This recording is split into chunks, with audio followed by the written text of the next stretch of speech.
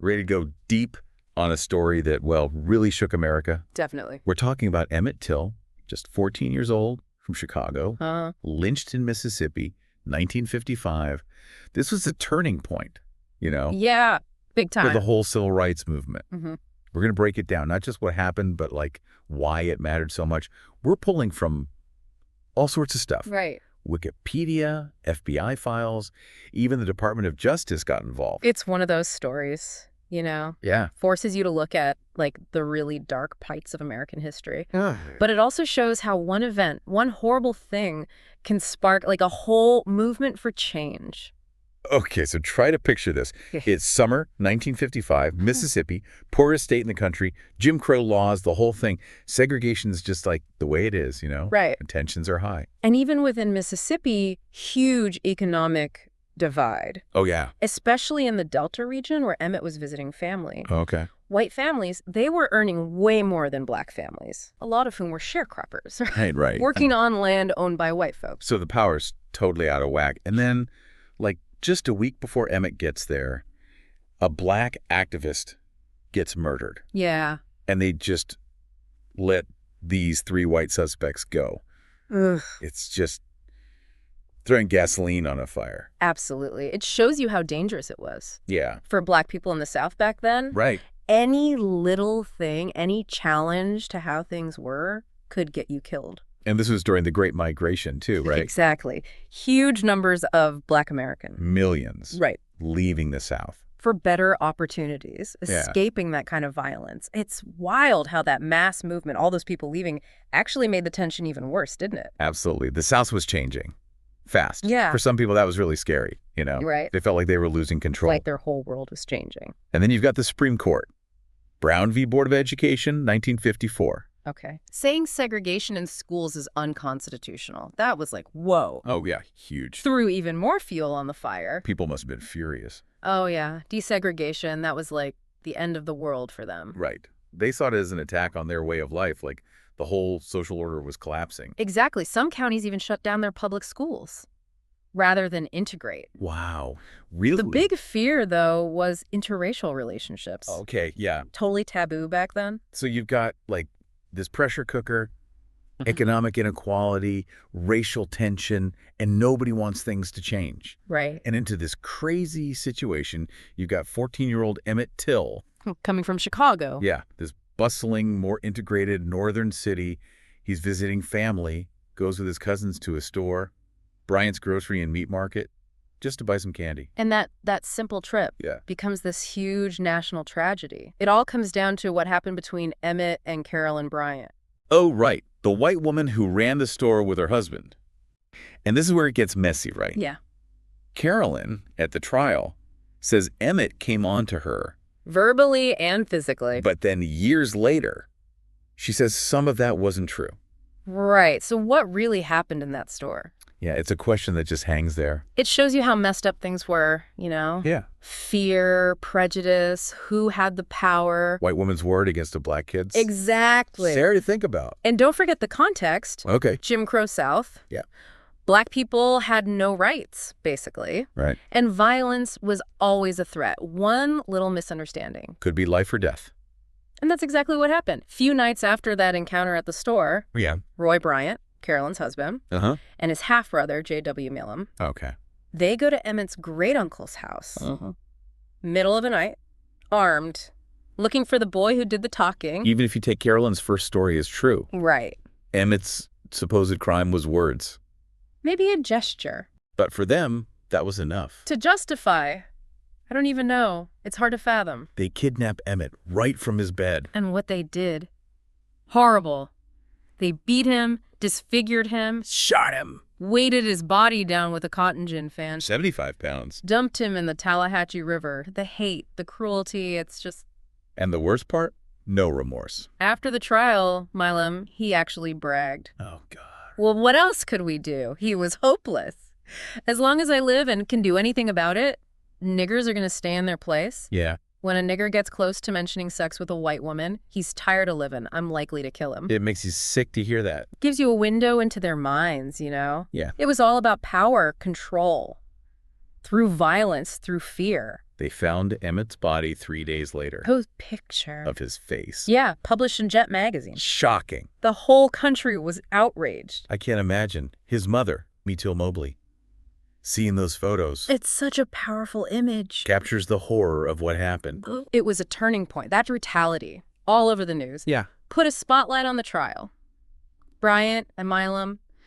It became a media circus, the first great media event of the civil rights movement, they called it. Wow. Reporters everywhere, huh? All over that little town, Sumner, Mississippi. So what happened at the trial? Sounds like it was a mess. Oh, it was a joke, like a twisted joke. That courtroom, it was Jim Crow in miniature. Okay. Black people, separate section. White folks, some of them had guns. Seriously? Intimidation, you could feel it. Unfairness right from the start. And even with witnesses, right? Yeah. Against Bryant and Milam. Like people who saw what happened. Yeah. Emmett's great uncle, Mose Wright, he even pointed Milam out right there in the courtroom. Wow, knowing what could happen to him.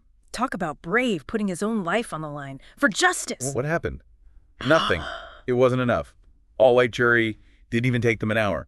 Not guilty. An hour? Are you serious? That's how bad it was. The whole system just rotten with racism. So what do? The defense, how'd they get away with it? They just tore apart the witnesses, said they were lying, even hinted that Emmett might still be alive. Can you believe that? Trying to play on the jury's prejudice, huh? Exactly. And it worked. This acquittal, all that evidence, it was like a slap in the face to the whole country. People were shocked. Yeah, I bet. It was like, okay, this is real. This is how bad it is. Absolutely. It showed everyone how messed up the South was, the courts, everything. And people started demanding change, justice, equality. The Emmett Till case, it became a symbol. For the whole movement, right? Yeah. Galvanized people like Rosa Parks. Oh, wow.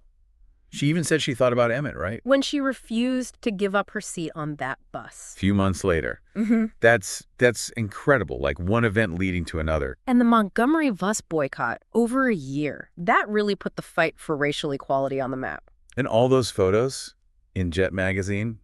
It forced America to look, to see the truth. Yeah, words wouldn't have been enough. It broke the silence. People couldn't ignore it anymore. Emmett Till's murder, it became this symbol of everything wrong with America. And it got people moving, like really fighting for change. Not just protests, though those were important. Right. Laws started changing too, challenges in the courts, all aimed at ending segregation, getting voting rights for Black people. So real changes in the system.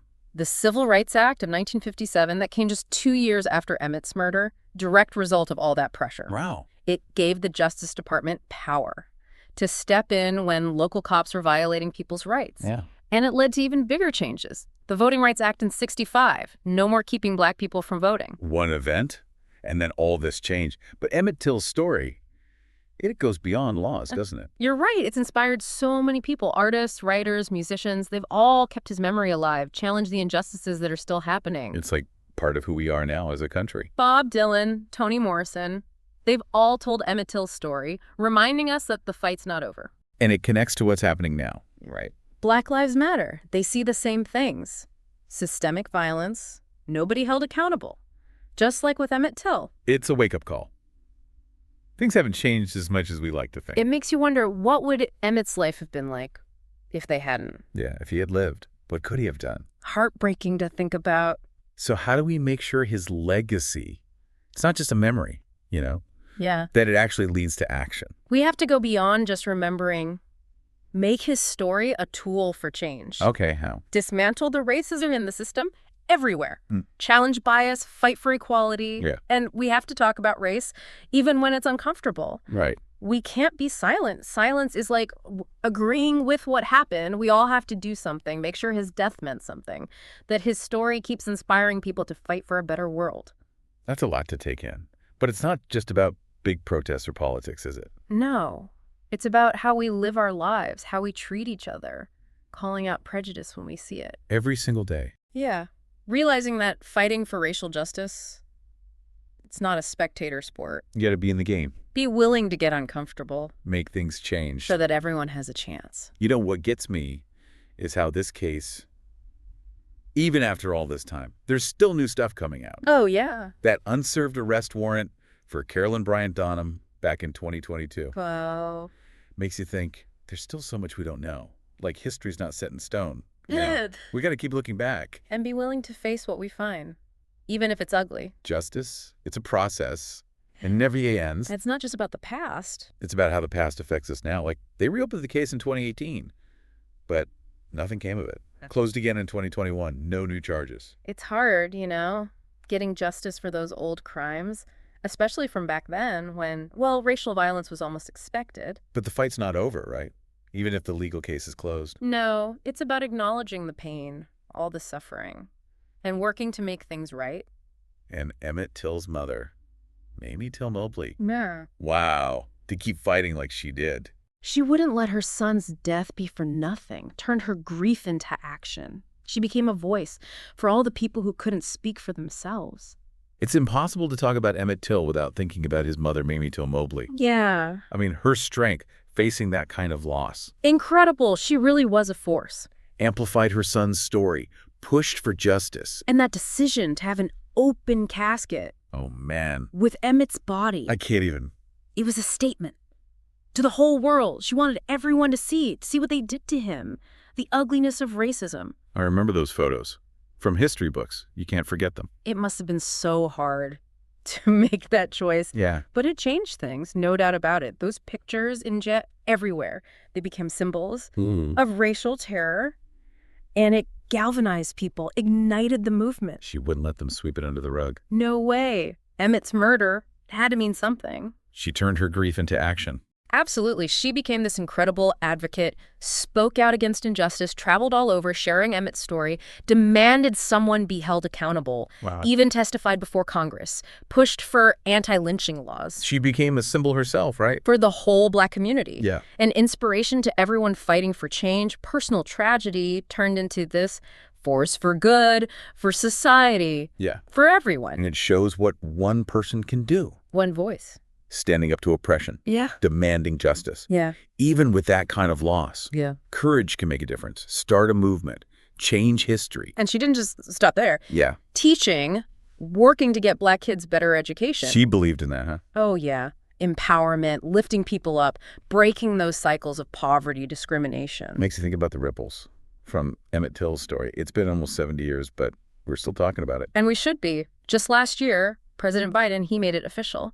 The Emmett Till and Mamie Till Mobley National Monument. Oh, wow. Sites in Mississippi and Illinois to honor them both, but also a reminder, about the fight for racial justice. Their story will keep being told. Their legacy lives on, inspiring people to fight for a better world. Amazing. After all these years, Emmett Till's story, still so powerful. It challenges us, makes us think. Reminds us that the fight's not over. So what does it all mean? For you, for me? Emmett Till's story, it's like a warning sign about what happens when we let hate win, when we don't care. It's a call to action for every single one of us. To stand up to racism, to prejudice, in our own lives, in our communities. Can't just sit back and watch. We have to get involved, to speak out, fight for equality, create a world where everyone matters, where everyone is safe. We've covered a lot in this deep dive. Yeah. Emmett Till's story, it's tragic. But it's also about courage. Resilience. Hope. That even in the darkest times. The fight goes on for justice, for equality. It makes you ask, what can we do to make sure his death wasn't for nothing? How do we build that world where this never happens again? Big questions. Thanks for joining us for this deep dive into the story of Emmett Till.